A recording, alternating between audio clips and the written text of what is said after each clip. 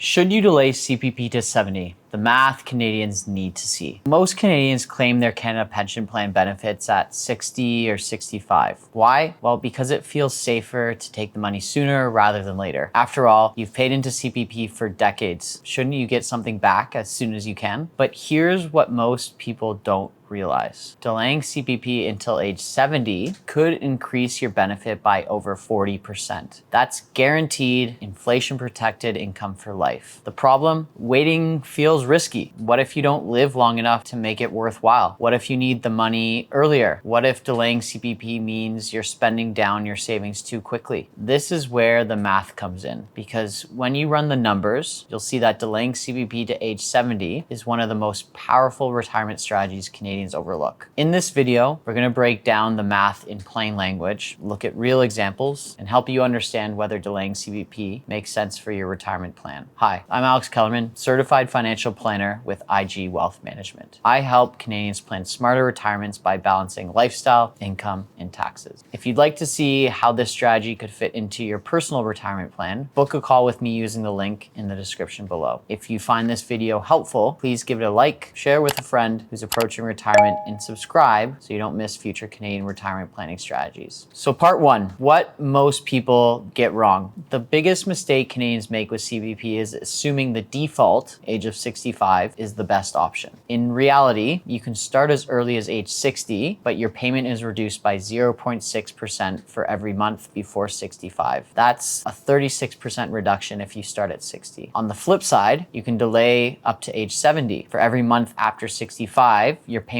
increases by 0.7%, and that's a 42% boost if you wait the full 5 years. That's a swing of nearly 80% from the lowest to the highest possible CPP benefit. Yet most Canadians take CPP at 65 simply because that's what their friends did or because they're worried about not living long enough. Very few people actually run the numbers for their own situation. Part two, real numbers, real risks. Let's put some math behind this decision. So we have example one, the single retiree. Suppose Mark is 65 in 2025 and eligible for the maximum CPP benefit at that age, about $16,500 per year. So if he takes CPP at 60, his benefit is reduced by 36%, leaving him with about $10,500 annually. If he delays until 70, this benefit is increased by 42%, giving him about $23,400 annually. That's a difference of almost $13,000 per year. And remember, CPP is indexed to inflation and paid for life. Now, what about break even? So if Mark takes CPP at 65, by the time he turns 75, he'll have received about $165,000. If he waits until 70, he'll have received $117,000 by the same age. At that point, he's behind. But by age 82, the higher payments catch up. Beyond that, delaying puts him thousands ahead each year. So if Mark lives into his 80s, delaying is a financially stronger decision. Example two, the couple. Now let's consider Susan and David, both age 65. Susan qualifies for the maximum CPP at 65, which is $16,500. David qualifies for $12,000. If they both take CPP at 65, that's $28,500 annually. But if they both wait until 70, Susan gets about $23,400 and David gets about $17,000, a combined $40,400. That's nearly $12,000 more per year for life. For couples, this higher income can be even more valuable because it often supports the surviving spouse later in life. CPP has a survivor benefit, but the stronger the original payment, the stronger the survivor protection. Example three, high net worth household. So finally, let's imagine a household with $1 million in RSP savings at retirement. If they start CPP early, they may not need to touch their RSPs for years. And that feels safe in the short term, but it leaves their RSPs intact and growing. By the time they reach their 70s, they may face very large RRIF withdrawals that trigger higher taxes and OAS clawbacks. So if instead they delay CPP, they can use those gap years to draw down their RSPs at lower tax rates. This reduces future mandatory withdrawals while securing a higher CPP benefit at 70. This combination can save tens of thousands in taxes over a lifetime. Part three, the strategy that works. So how do you decide whether to delay? Here are 4 strategies that often make make sense. Number one, use savings early, replace later. If you retire in your 60s and have RSPs or TFSAs, you can draw on those accounts first while delaying CPP. Then, when CPP kicks in at 70, it acts like a pay raise for the rest of your life. This strategy works best if you have significant savings and want to reduce your future tax bill. So strategy 2, protect against longevity risk. One of the biggest risks in retirement is outliving your money. By delaying CPP, you secure the maximum lifetime benefit. For Canadians who live into their 80s or 90s, this can be the difference between comfort and financial stress. Think of it this way. CPP is essentially longevity insurance. The longer you live, the more it pays off. Number 3, coordinate with OAS and RRIF withdrawals. So delaying CPP can also help with tax planning. If you're withdrawing from your RSP or RRIF in your 60s, you may stay under the OAS clawback threshold. Then, once CPP starts at 70, your RRIF withdrawals can be lower because you've already drawn down some of the balance. This coordination can reduce lifetime taxes and preserve government benefits. Number 4, tailor for couples. For couples, one spouse may delay CPP while the other starts earlier. This provides income in the short term while securing a higher benefit for the long term. It also balances survivor benefits, ensuring the surviving spouse isn't left with too little guaranteed income. Part 4, mistakes to avoid. Here are some pitfalls to watch for. Delaying CPP without a bridge plan. If you wait for CPP but don't have other income, you may be forced into debt or high withdrawals from taxable accounts. Not considering health. If you have serious health issues or reduced life expectancy, taking CPP earlier usually makes more sense. Overlooking spousal coordination. Couples who don't plan together may miss opportunities for survivor benefits or income balancing. And forgetting inflation protection. CPP increases with inflation, which makes a higher benefit at 70 even more valuable over time. Starting too soon out of fear. Many Canadians take CPP at 60 simply because they worry it won't be there. CPP is one of the most secure pension systems in the world, backed by the CPP Investment Board. For most retirees, fear is not a strong reason to take it early. Part 5, what you should do next. The truth is there's no one-size-fits-all answer. The right decision depends on your age, your health, your savings, and your goals. But here's what the math shows. If you expect to live into your 80s, delaying CPP to 70 can significantly increase your lifetime guaranteed income. If you have $500,000 to $1 million or more in savings, delaying often makes sense because you can fund the gap years with your own money. And if your health is poor, your savings are limited, starting earlier may be better. The important thing is to run the numbers for your specific situation. If you'd like to see the exact numbers for your own retirement, when to start CPP, how it fits with OAS, and how to coordinate with your RSP and RRIF withdrawals, I'd be happy to help. Click the link in the description to book a free, no obligation consultation with me. Together, we'll build a personalized retirement income plan that balances today's lifestyle with tomorrow's security. And if you found this video helpful, please like it, share it with someone who's planning their retirement, and subscribe so you don't miss future content. Thanks for watching, and I'll see you in the next video.